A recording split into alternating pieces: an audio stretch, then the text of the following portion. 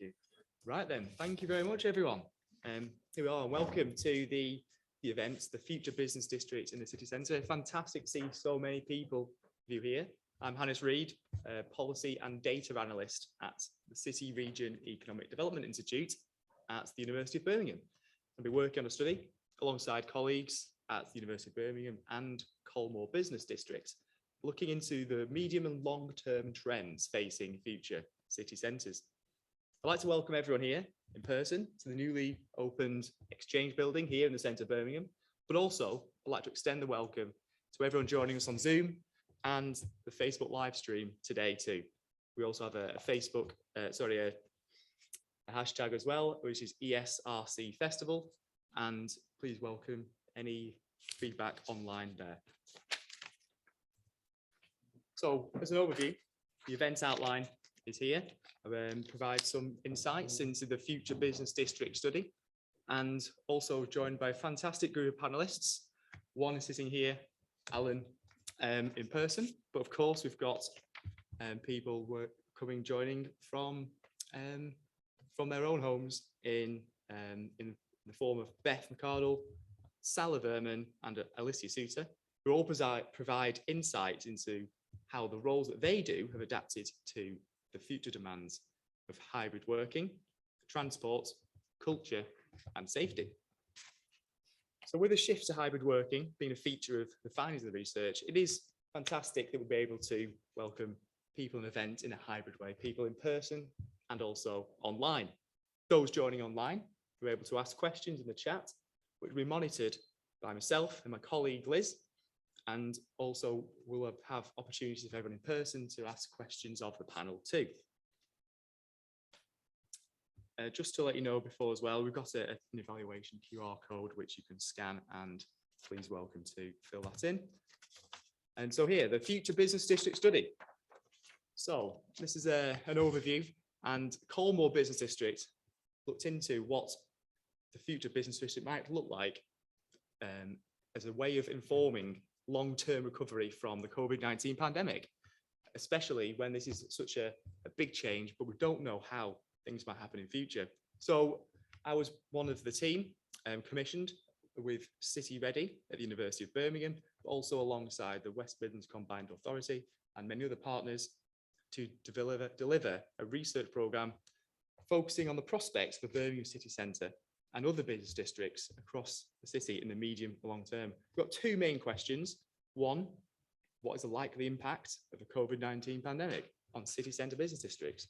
And how do we ensure they remain successful as places to attract businesses and contribute to vibrant city centres? So what can we look for and how can we look for these future trends? The research looks to explore what might happen in the aftermath of COVID-19. But as we all know, we can't really time travel. But when I think of someone who does time travel, I think of Doctor Who. However, unfortunately, she is fictional. So we can't time travel or look into the future and see what those cities might look like. But so for us non-time lords, how do we go about looking into what are these future trends? And the approach that we've used in this research to look at the exploring future scenarios and asking as many questions in as many different ways with as many different people as possible, just to get a glimpse of what people might think. So here we go. How can we look for those future trends? As is famously known, the TARDIS is bigger on the inside than the outside, and lots of different methods are used to inform this research. Over 6 months of research engagement went into this. The starting point was finding out what future trends, what the previous trends were before the pandemic and how they might change in the future. So by talking to lots of different people in different ways, I've got a massive list of all the different approaches. I could list them all, but that might take a while. So all I'd like to say really is that you might agree that, like the TARDIS, there's a lot more that goes on inside this report than might appear at first glance. But I think I might have to ask for your opinions. What do you think might happen? This is part of, we don't know, but this is why we want to find things out. So here we go, a bit of audience participation. please, if you're online, feel free to type into the chat, and hands waved up as well. So I'll ask a few really simple questions. Here's a matrix of what the direction future cities might go. On the up and down axis is an increase or a decrease in footfall for socializing, for culture, for leisure. So in this room, any people, I'd like to ask a question.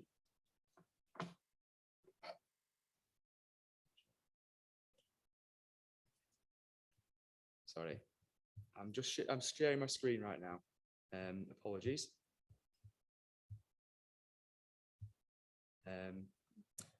As you might know, there are downsides to hybrid working, and this is part of it. So not to worry. I'll just find the correct link.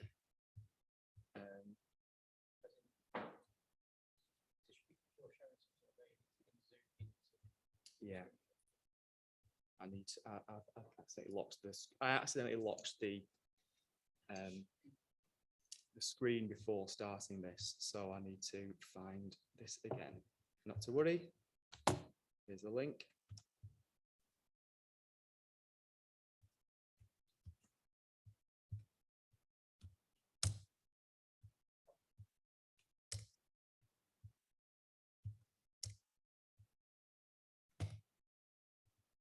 Okay, it's not working. Apologies for this. This is a. Have you come out of Zoom? I think I might have done. Right. Join. So I think the link's here. So if you click here to join. There we go. There we go.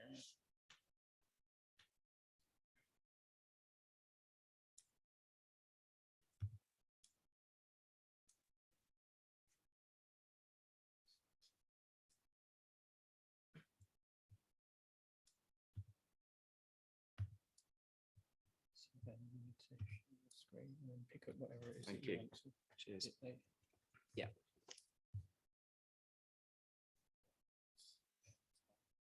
So, yeah.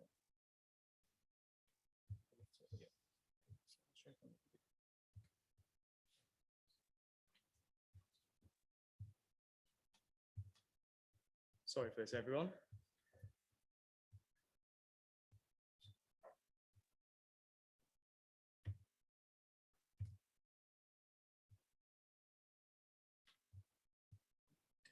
Thank you. So need to.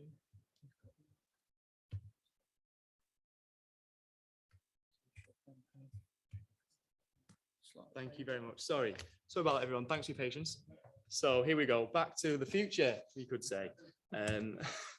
Here we go. So back into where we should be. So let's have some participation here. This is again the matrix that I was referring to. So apologies to anyone in the background on Facebook or Zoom who might not have been able to see, but this is where we are. This is a matrix, quite small, but I'm going to explain it here. So again, the left-right axis is looking at the footfall on where people come to the city centre for office working. So I'd like some participation here. I'll give you a bit of prior warning. You might have had time to think about the question. So here we go. On the far left-hand side is a decrease in footfall for people who might come to the centre for office working. And on the other side of the spectrum is an increase. So I'd like to ask the question if anyone would say in the future you might come in more often to the centre for office working or potentially less. Anyone in the less side, the cast side? There's quite a few hands going up here already. And then anyone reckon they come in more often than previously? That's a unanimous no. So we're looking again already on this left side of the matrix. But there's also an important factor is the amount of footfall for culture, for leisure, for those socializing. So maybe in the future, if you do go to the centre, would you think you come more often for those reasons, or maybe less? Any hands for the coming to centre more often for socializing? And anyone think they might actually come in less often? Only one, only two. There's not. So there's a bit of a quite an obvious side, so maybe towards the left and the upper side of this matrix, which looks at the city playground. That's our scenario. what does a city playground look like? So I'm going to hop into this, back into the TARDIS to find out what a city playground might look like. So there, we've got there's positives and negatives of both of these. There are not just one way of seeing the impacts, but again, I'll just outline some of the ideas that have come through in these research process about what could happen. So again, people looking at in relation to offices, one positive is people could come in and use that as collaboration spaces. The scenario where the office becomes a destination. People can be sociable and have a creative interaction that might not happen at home. As you can see already, there are some downsides of working from home, as you might be able to share your screen, but that's not to mean that there are positives of that, where people can then work in a way that doesn't have to come to a centre, but then looking at the bigger picture of the ecosystem of the city, fewer people come into the centre, fewer workers, the knock-on effects could mean that jobs, though, places or for people who might rely on that interaction, that face-to-face, that can't be done from home, those sorts of jobs might be negatively impacted. And again, those have a negative, tend to be people in lower wages, less secure hours, part-time, predominantly impacting those groups. So then you're looking at, well, the impacts on inequalities there.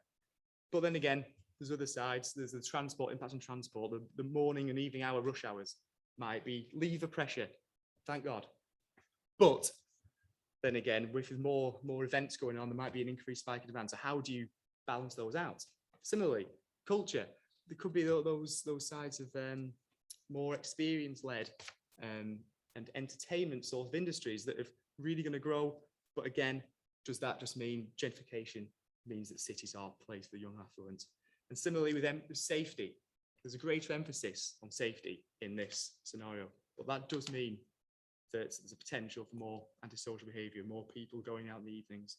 For example, someone from the point of view of party goers and coming back at 4 a.m. in the evening might feel unsafe. So that might mean the importance of confidence in becoming a future, a really important side of the future city centre. So, and again, these are just 4 examples. These are the 4 panelists, they're kind of specialisms. So I'd like to just mention that there are more than just these out there. And this is what the discussion will be about later. Some question answers, lots of options for asking, well, what does this mean for you? What does this mean for bigger city? And what does this mean for our future? And I'll jump back into the TARDIS again, sorry, to come to the present. So this is where we've been working alongside Colmore Business District to look at what actually happens next, the space between what you could say is the where the academic side, the space between finding out what something is, doing the research and then turning that into a bit of practical action. And Colmore Business District have come with 6 themes which identify 30 really practical propositions to do something should these scenarios arise. Connections and culture, that's where the idea of place to meet and become sociable, but also creative and innovative is an important theme again. Similarly, I'll run through these just one by one, but the agile and flexible means the hybrid work, you need to adapt to have the correct facilities. You need people on hand, just like Richard, to be able to sort yourself out when something goes a bit wrong. So, and you know, all again, on the move, number 4, transport. How do we get around moving from place to place whilst also making sure that this is sustainable in net zero dynamics? And again, safe and sound is really important again, especially looking at the confidence in coming back into the future. And most importantly, I think open to all should underpin what the future city is about. So alongside that brings my part to an end. But here I'd like to bring in and welcome our panelists with our panel discussion. So I'd like to welcome first Beth McCardle from Shoesmiths, where she's been working quite closely on how to adopt this hybrid model of working. And please, Beth, I'll feel free to provide your insights. Thank you. Thank you so much. Thank you very much for having me. Good evening. All sorry I can't be there in person. Childcare issues have meant that I'm home tonight, so I'm doing 2 jobs and coping with a barking dog. So I apologise for him as well. So I've been asked to come and talk to you a little bit about our journey as a law firm in the pandemic and what we've done and how we've changed in the last, I can't believe I'm saying it, 2 years, which seems a really long time since that fateful March day when we were all sent home. Like many firms, Shoosmiths did have people working from home, did have people working flexibly, but nothing to the level that we are now. It was all a bit of a shock when everyone was sent home, and the firm had to rally very, very quickly in order to ensure that every member of our, each one of our people had the equipment that they needed to be able to do their jobs from home. So like many others, dashes for laptops, computer systems, etc. And our IS team rose to the challenge brilliantly. Ironically, whilst working from home, we had no IS issues. So I think that was the first time in my whole legal career we had none of those problems. And the life of Zoom, Teams, etc. began. The challenge, particularly for myself and Alex Bishop, my co-head of the Birmingham office of Shoosmiths, was that we were both appointed head of office in the May of the first lockdown. So it was quite a strange feeling to be a head of office of no actual physical office. That didn't mean that we didn't have to future-proof the office itself. So there was a huge exercise to make the office COVID safe.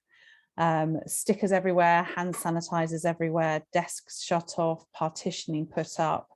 We did everything we could to make the office feel a sterile and safe environment. Once the lockdown started to ease, we started to make arrangements to change that working style. But part of that, and a big part of that, was an introduction of 2 big principles for Shoosmiths. The first one was our working practices. For the first time, our people could tell us what they wanted to do and how they wanted to work. And we have been challenged to facilitate that as much as possible. There are business cases that have to be issued if it doesn't work for a certain team, but now our teams and our people have a far more flexibility about how, where and when they work. That's been adopted by all the partners across the firm. We also had to look at hybrid working in a way that we hadn't done before on a completely different scale. So we had people that have to come into the office to help the office and the firm keep functioning. And then we have others. I have others that haven't been in the office since we were all sent home last March. And the business had to come up with a new way of working that everybody still felt included within the business, but felt safe and felt that they could perform to the best of their abilities. We had to come up with new ways of communicating with our people. I'm responsible for 320 people in the Birmingham office. We wanted them to know we were thinking of them, so we had to be creative with how Alex and I presented internal meetings to the entire office. So I've got used to speaking to myself on a screen, which still is a little disconcerting at times. We also opened up our parking spaces. The partners have parking spaces under the building. We're very fortunate to have that. We opened that to all of our staff during the pandemic to help them feel safer and coping with not having to come in on public transport when the pandemic was at its height. But the biggest challenge for us is what we do next and what we do now. I don't think the true effects of the pandemic are going to be realised for some time yet. I don't think we know how many people will end up coming back into the office or into the city. Because of the working principles we have, we don't actively encourage them to come back into the office or into the city, but we do stress that it's really important that we keep our city going and that it's good for them to spend time with people in the office, it's good for them to spend time with their teams, and we don't know what the client demand will be and what that will look like. So it's a really real fine balance for us at the moment to encourage people to come in and be with their teams, be in their office, be with their clients, be in their city, and equally to manage the lifestyle that has changed and the landscape that we now live in 2 years later. So a big part of that for us is we've had to make the office a more appealing place to come. We've been in our current building for nearly 10 years. It was a great office when it was first designed. It was designed probably 2 years too early for agile and 2 years too late for the traditional office space. So we've done the best we can with a soft agile fit out. We're just having a huge collaborative space put into the middle of the office, which I'm very excited about. And we've decided that we would just go a little bit crazy. So there is and I have to get this the right way around because I always get it wrong and say it the wrong way. We have an Italian roof terrace and a rainforest lounge, complete with 2 pink flamingos. The whole point of this is that it's a talking piece, that it's something that encourages people to come back into the office. It gives them a space to sit and collaborate and talk, and it will change completely the look and feel of the office. It's the start of a 10 for us. We're on a big journey in the Birmingham office at the moment, but we have no idea whether what we think will look great and the seating options we're offering and the different workspace we're offering and the environment we're trying to change is what we need. We're also cognizant as well that we're a firm 4 generations now. So each of the generations in the office have slightly different requirements. I think the next evolution of Shoesmiths Birmingham will be a really important one. We need to encourage people to come back in. We need to give them a space they feel safe in, that they can collaborate in, that they can spend time with their team members in. I just think it's going to be very, very tricky to work out exactly what we need when I'm not sure we know ourselves. That's me done. Is there any questions or thoughts or anyone? Someone's asked if you'd have a tour of our new office there. I'd love to. I mean, you can come and meet the flamingos. My co-head Alex is really anti the flamingos, so I've named them Alex and Alexandria just because I thought that was funny. So no, anyone that wants to come and have a look and see the crazy thing we've done, that would be lovely. Thank you very much, Beth. I think we'll let some questions develop and come through in the chat as well. Give a chance for people to be able to ask online. I'll move on now to Alan, who's now going to talk into the transport side of what that means in the future. Thank you, Alan.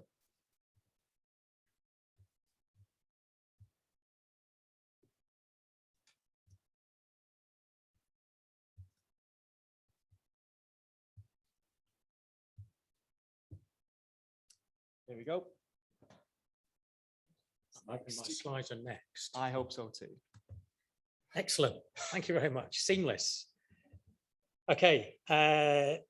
Evening, everybody in the room and online. My name's Alan Bain.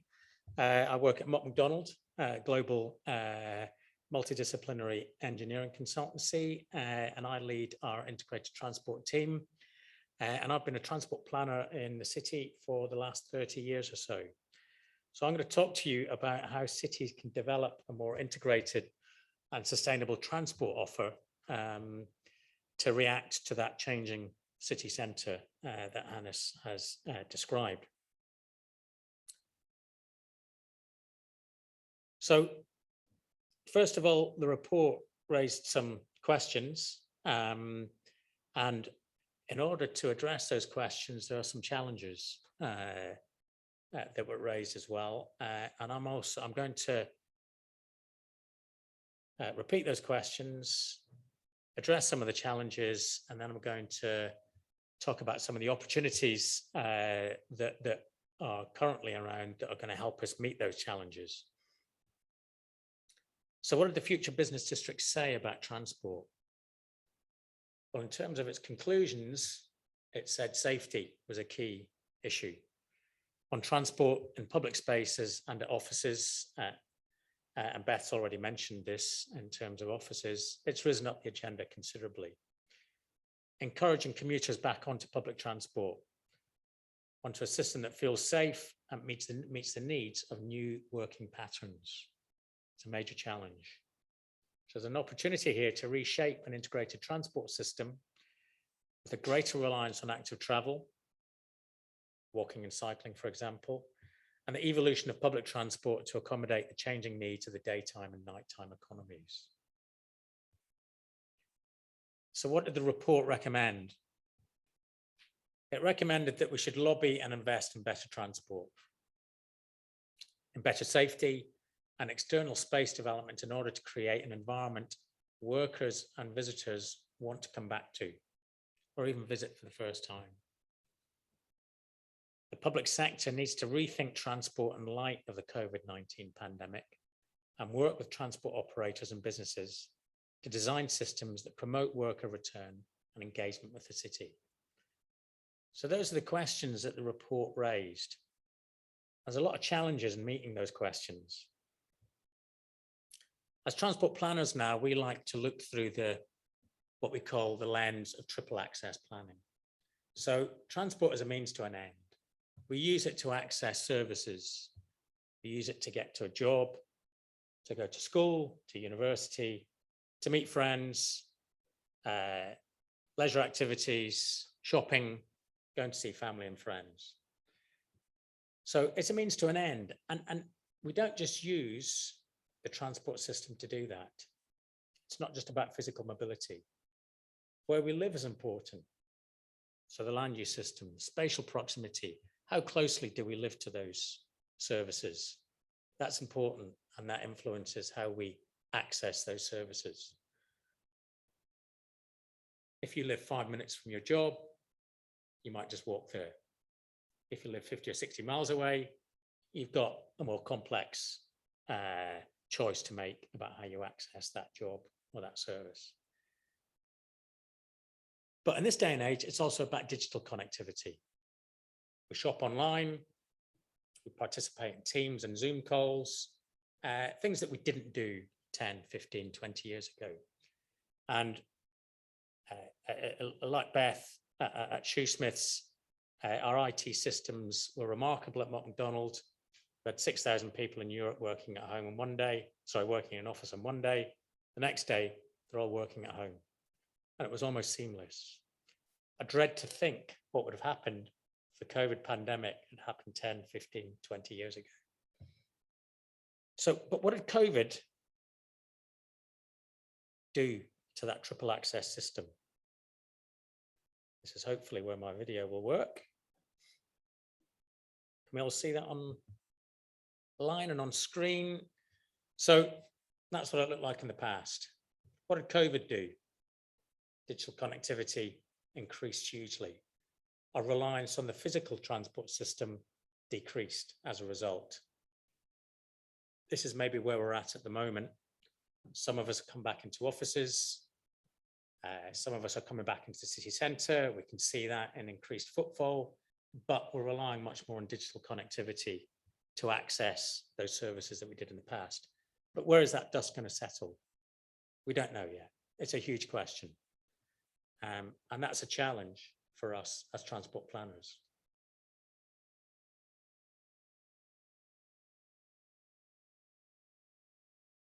The other challenges, our public transport system. We know how to access a bus and rail and our tram systems. But how do we get to them? That first mile and last mile connection. If you live a 10, 15-minute walk away or a 20-minute walk away from that rail station, how do you get there? Ideally, you want to promote those sustainable modes, walking and cycling. How safe do people feel about using those modes to get to those transport interchanges though? At the other end, how do you then get from that interchange to your place of work or your place of education? So tackling that first mile and last mile challenge is another one of those challenges that we need to address. Land use. So we talked about spatial proximity earlier. This is something that I lifted from the Centre for Cities website. They've looked at density in European cities, population density, and they're much more densely populated. They don't live in terraced houses and detached houses. There's a lot of apartment living. Because of that, they have a much bigger population that lives within 30 minutes of the city centre. So those are the two areas in Manchester and Milan, respectively, that are within 30 minutes of the city centre. But you can see on the left-hand side, the darker greens indicate a higher density population. So in fact, the 600,000 people in Milan live closer to the city centre within 30 minutes than do in Manchester. So it's easier to get people in and out of that city centre. So that's one thing that we're going to have to address.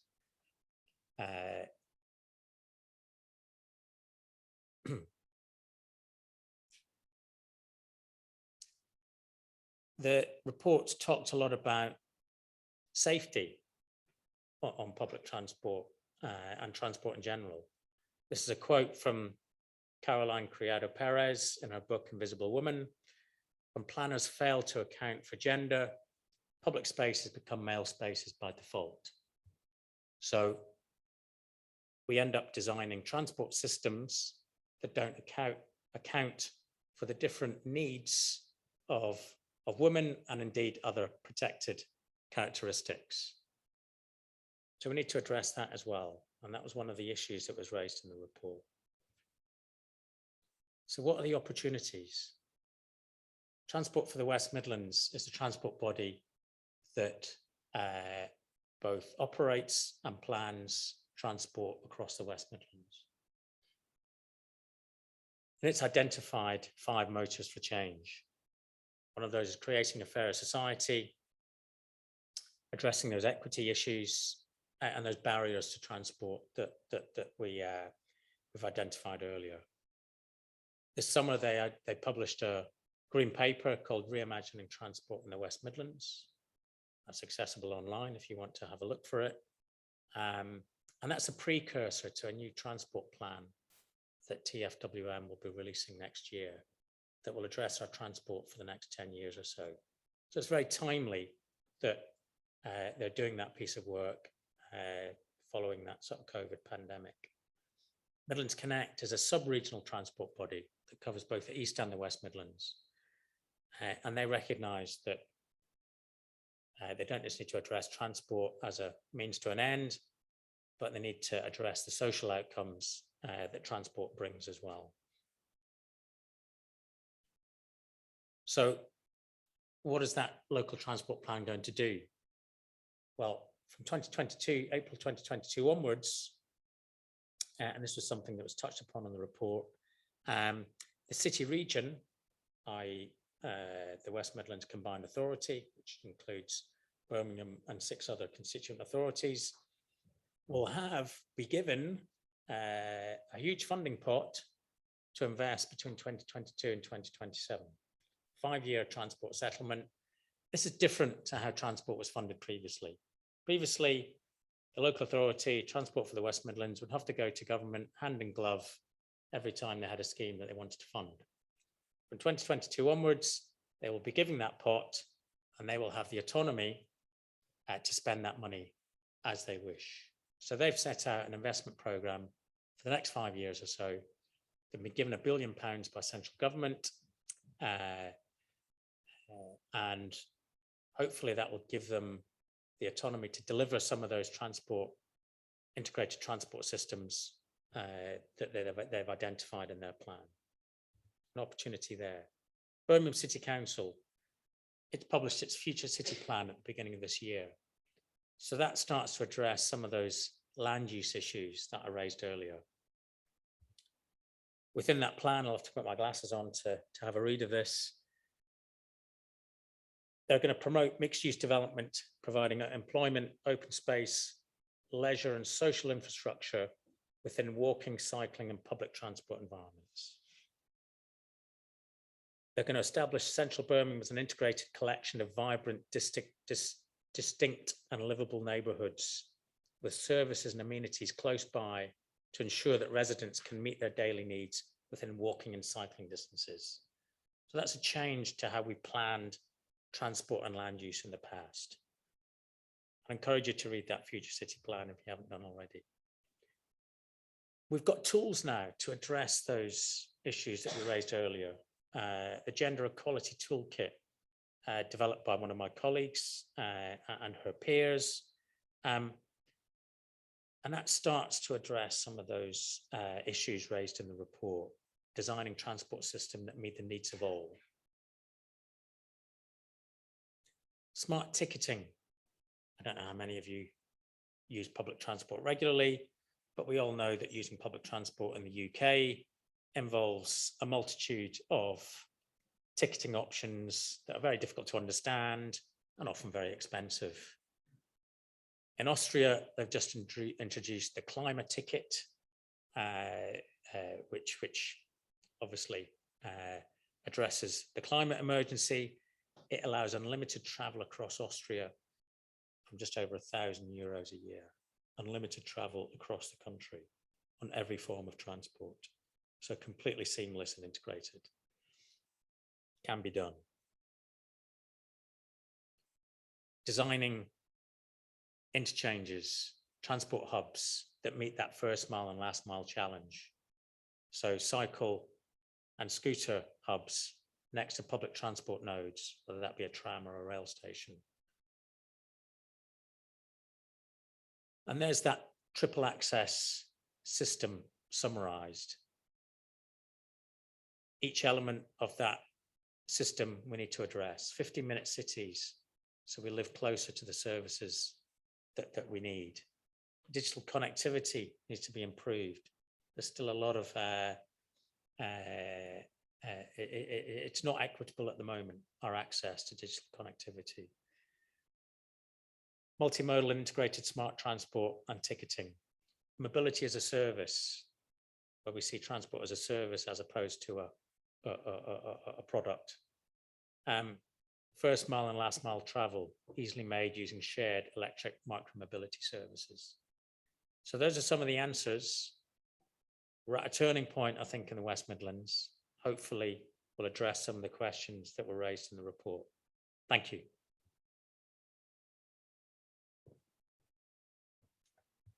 Thank you very much, Alan. I think the interesting point you mentioned is about how the transport can connect people, and one ways in which people do move around is to come for cultural events and so on. And Salah is the Senior Policy Officer for Culture at West Midlands Combined Authority, and like to find about what the role of culture is in the future city centre. So please, after you, Salah.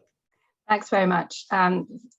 Really great to be here tonight. And those who can't see me, so I'm a blonde Scandinavian looking, because I am a lady with a white shirt and a black cardigan, sitting in a quite badly lit attic room. And I've got some slides that I wanted to basically share. And my role is very much around arts, culture and heritage. So that's going to be the focus. And obviously those are sectors that have been really suffering from COVID and essentially decimated, and are still really struggling to recover. So pandemic is by no means over for these sectors. And so role and importance of culture in city centres. So I wanted to kind of provide some discussion points, maybe not solutions, but something to maybe think about. And the first thing I want to talk about is actually what is culture, because this is the thing I come across over and over again. And if I would ask you individually to define me what culture means to you, I would get different answers. So essentially it means different things to different people. We can refer to food, religion, kind of culture as a way of life. It depends on the context it's used. In my context, I think arts and culture is actually probably a better term. And even DCMS, which is the Department for Culture, Media and Sport, say that there is actually no coherent definition of culture. So now what? So what do we do? How do we kind of approach this in a city context? So there's a couple of ways of looking at this, which I hope are helpful. So the first one is to look at culture as a kind of economic sector, if you like. So there's neat definitions using the standard industrial classifications, which include kind of your arts, film, radio, photography, crafts, museums, libraries, archives, cultural education, and heritage. So there's these kind of really clear sectors which are measured. So public investment is measured this way, and it kind of puts the emphasis on arts and culture sector as an economic sector. And in the city centre context, it's also good to kind of remind ourselves that culture overlaps. It overlaps with the creative industries, it overlaps with the digital sector, and it definitely overlaps with tourism. For example, in the West Midlands, culture tourism is worth about 2.3 billion to the region, with 28 million visits. So there's this big overlap. But I think just looking at it as an economic sector is not particularly helpful, because it kind of excludes the people, which are key to our city centres as well. So how do we do that then? Another option would be to look at culture as an ecology, and here's for the academics, here's a bit of a kind of definition, I guess, which is about the interdependencies that shape the demand and the production of the arts and offerings. And essentially there's 3 different spheres that we can look at this. There's the publicly funded culture, then there's the commercial culture, so like your music industry, etc. And there is the homemade culture. So if we got a young person doing some grime music in their bedroom, that's kind of where that sits. And it's about relationships and patterns of this system, which do overlap, which I guess brings this challenge about, you know, how can we really consider the role of public as consumers, audiences as participants? And I think this is particularly pertinent where we think about, you know, cultural activity in city centres. And, you know, we talked about that, you know, the kind of inclusive approach or gentrification. So, you know, how do we kind of consider all of these when we think about cultural activity? And also as an ecology, so this is a sample from Sound Diplomacy, who do a lot of work with cities around music ecosystems. And it's a really quite complicated thing. So on the kind of round circles on the middle, you know, artists need to come from somewhere, so the musicians need to be educated, community engagement, you know, public spaces, you know, music can take many shapes and we can use music to enhance our public spaces. Music can also, you know, help us to also brand our region or city or whatever it is. So there is that kind of link between that. It also functions within this kind of regulatory systems. So, for example, if you want to put something on in your city centre, you're going to be relying on licenses and all kinds of systems to support that. And then on the left side is those links with tourism. So if we are putting in activity, it may, you know, attract tourism, it could provide health and well-being benefits. It's about hospitality, the hotel rooms that we sell, creative industries, so music is used in films and stuff. So it's that interlinking aspects. I mean, sports is interesting. Wolverhampton football clubs just established a record label, which I think is, you know, super. And also the role of technology that overlap with the creative industries and transport, which we've just heard about. I mean, you know, nighttime economy doesn't function without a proper transport system.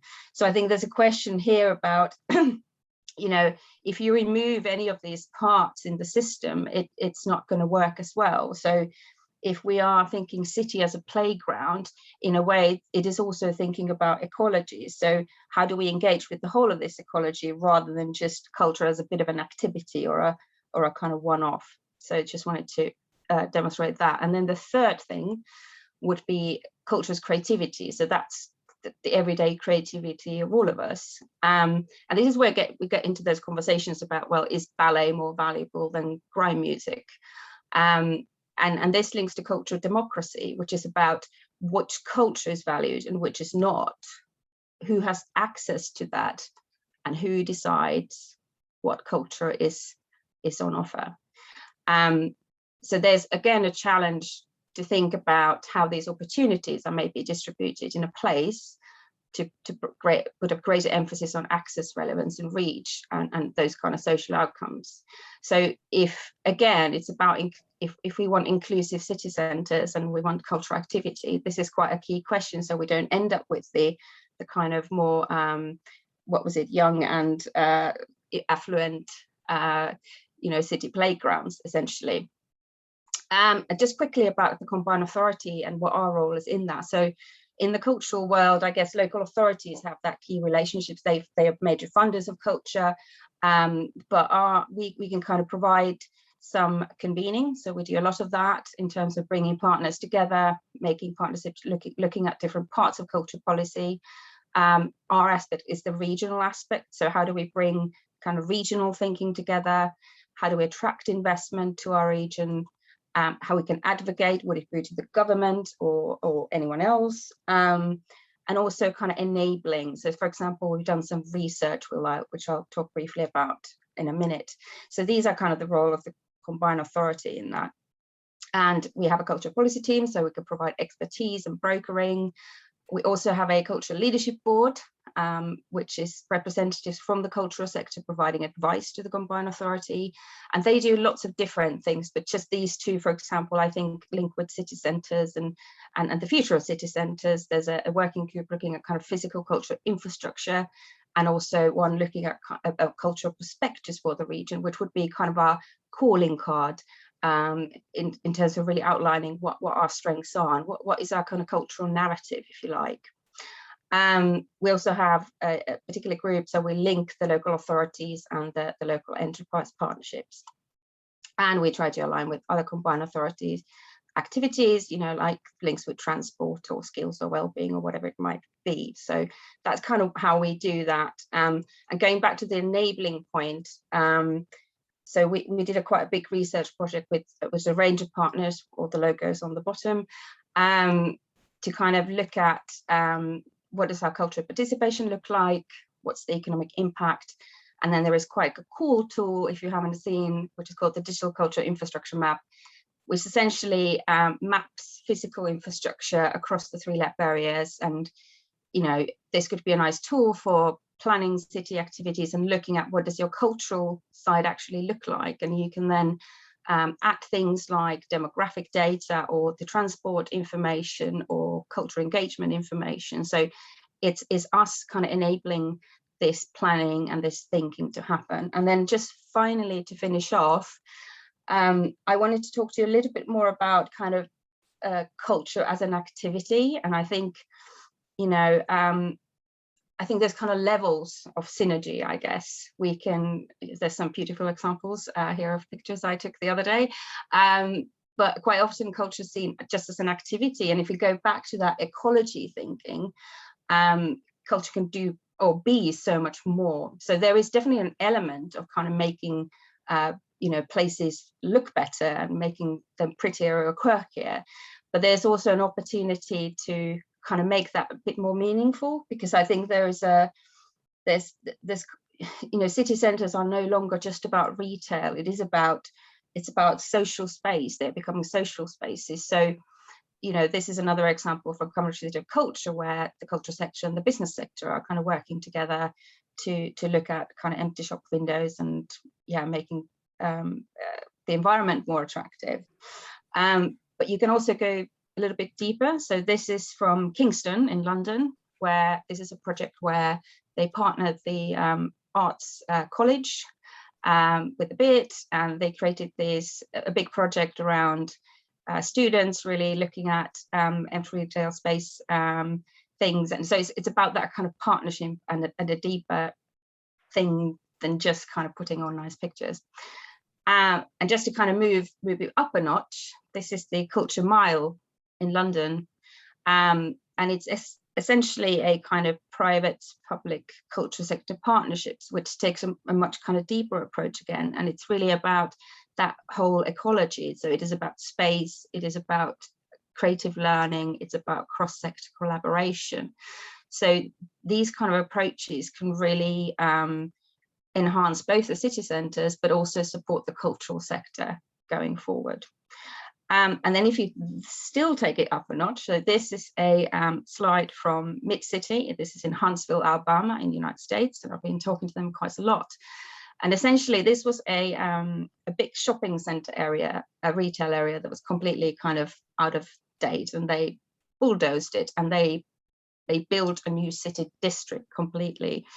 And it has a really interesting ethos where culture is really embedded into everything they do. It's part of the city ethos, which I think is kind of the ultimate embedding culture into your city planning kind of approach, I guess.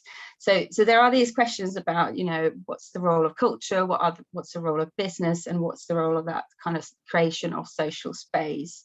And it'd be great to kind of see, and I see these amazing opportunities around that, and how do we kind of embrace this new era. And also for businesses, I mean, bad business has frankly never been so bad for business. So it's that kind of, is there a role for all of us working together and yeah, making our cities better? So that's me. Thank you very much, Stella. That's really interesting and insightful again. And I think underpinning all of those points that you've made, and as well as that, previously with Beth and Alan's comments, is the importance of safety. And I think Alyssia is I'm really pleased to welcome her to the stage here. She's been a project manager at Nighttime Economy Solutions, and the importance of safety in not only the economy, but more broadly, is something that's really very important right now. So I'd like to welcome Alyssia, who's also finishing a PhD at Newcastle University on the nighttime economy too. And Alyssia, I'd like to hear your insights, please. Thank you. Thanks, Hannes. Thank you very much for inviting me to speak alongside these really amazing panelists. So as Hannes said, I'm Alyssia. I'm a project manager in vulnerability, women's safety and police officer training at Nighttime Economy Solutions. And before that, I was the project manager of the COVID-19 Night Aware accreditation that we ran in Nottingham and St Helens. And I'm in my final year of my PhD into nocturnal governance structures in Europe at Newcastle University. So the work at Nighttime Economy Solutions and sort of how we view the city in terms of its evening nighttime economy is we really value the importance of every city and town auditing and surveying their evening nighttime economies. So just like you would with sort of the daytime economy, it's really essential that you know exactly what is going on in your evening nighttime economy. So that is things like finding out who uses it, how it feels for those that use it, what their concerns are. Equally, it's important to find out who the nightlife excludes, certain communities, certain cultures and subcultures, etc. We've done many nighttime economy audits at Nighttime Economy Solutions, and this is really the key way of helping cities and towns make plans for their future nighttime economy. Perhaps what's made auditing and sort of researching one's nighttime economy is the COVID-19 pandemic. That has obviously made changes to all sectors of sort of everyday life and the economy, especially the evening nighttime economy. There's been many changes and laws rolled out throughout the various phases of opening up and locking down. So this is things like surveying and seeing what our venues and what our spaces at night have kept. For instance, a lot have kept their extra seating outside, and we found that this has led to concerns about sort of drunkenness on the street and potential violence, street harassment, those sorts of things.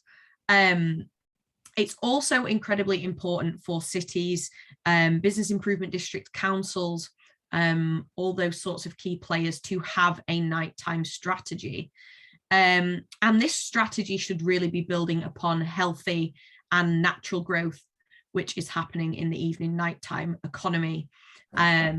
Using the findings of the audits, those sorts of things, what we tend to see just with the nature of policy mobilities and sort of this idea is best practice is that sometimes certain towns and cities can try and implement models that simply don't work just because they've worked somewhere else. So it's really, really important to have a town-specific nighttime economy strategy that builds along with natural growth rather than trying to shoehorn in something that will essentially not work. And it's these audits and sort of surveying and researching that helps to contextualize the way towns and cities will address safety.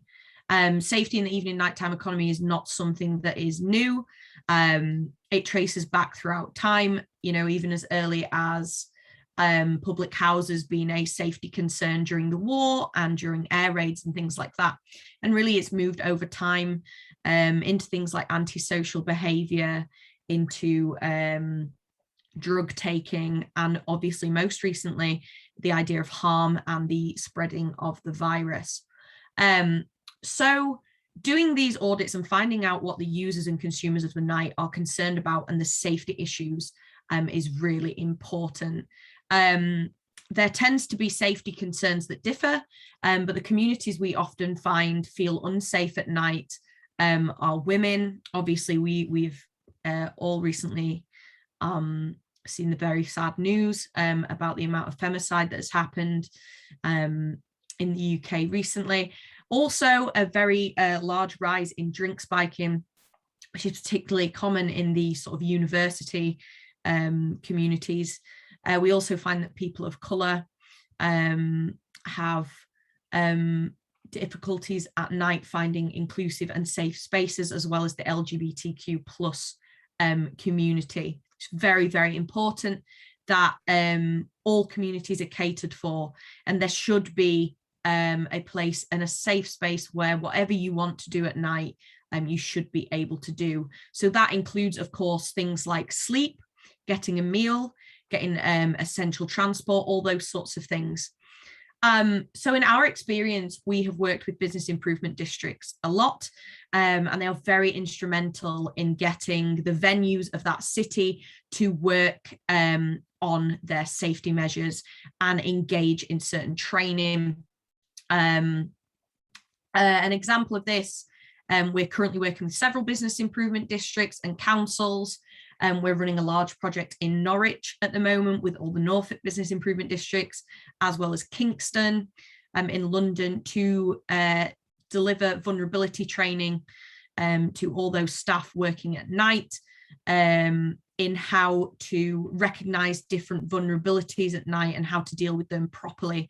Of course, often people who are vulnerable in the day are usually also vulnerable at night, whereas people can become vulnerable at night due to consumption of alcohol and drugs, gender, class, all those sorts of things. So we are working on vulnerability packages for venues to become more equipped, especially in the wake of COVID and the increase in drink spiking. We've also developed a training package for the police services on how to police the nighttime economy. Obviously, the 2 years in which the evening nighttime economy was shut down because of COVID, what we found is that a lot of new officers who are coming through have never had to police the nighttime economy before.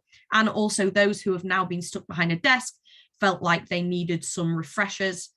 We did this very successfully with Wiltshire Police, and we are just also starting with the Metropolitan Police in Kingston. And working to sort of improve safety at night helps improve not only the perception of how the nighttime economy is sort of conceptualized and viewed, but also its reality. And I think working with business improvement districts and the nighttime venues very closely to implement these strategies will in turn potentially bring those who are still concerned, whether that's over COVID, violence, harassment, all those sorts of things, hopefully back into the city. I think potentially one of the most successful ways that a city can develop a safe nighttime economy is through the idea of nighttime forums, commissions, things like pub washers. They are very, very common in Europe. They are the sort of nocturnal governance structures that I study for my PhD.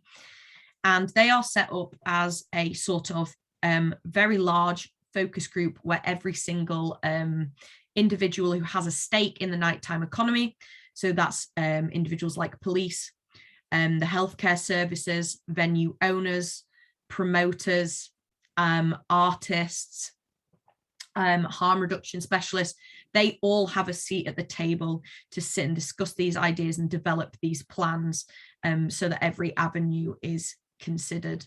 I think the final thing to sort of note is that what the COVID pandemic has actually led to, one of the key concerns in the nighttime economy, is that retaining and recruiting staff has been a huge problem. During the pandemic, obviously these venues and institutions were closed, and thus a lot of people sought jobs elsewhere. And also now 80% of staff who were surveyed last month said that they still felt uncomfortable being in venues. What this has also meant is that filling that void with staff, a lot of them have not been trained properly or in depth into all the things that you would need to be to run a safe nighttime economy. So we are currently running a large project with all 3 of the Norfolk business improvement districts to facilitate and provide training to over 500 individuals who work in the various towns and cities, evening and nighttime economies. So that is training on health and safety, first aid, food hygiene, standards, responsible sale of alcohol, as well as vulnerability and drink spiking training. So on top of sort of, to conclude, auditing and really finding out what is now going on in our evening nighttime economies in the wake of COVID, it is also essential to make sure that staff and anyone working in and amongst it is properly trained. And another thing to mention is it is very good for cities, towns to get involved in accreditation schemes such as Best Bar None, Purple Flag, COVID accreditation schemes, to give that confidence back to the people who still feel uncomfortable entering the evening nighttime economy. It shows them that high standards are being taken seriously and that their safety is above all the main concern. That's me. Thank you again, Alyssia. Really insightful, interesting points made there.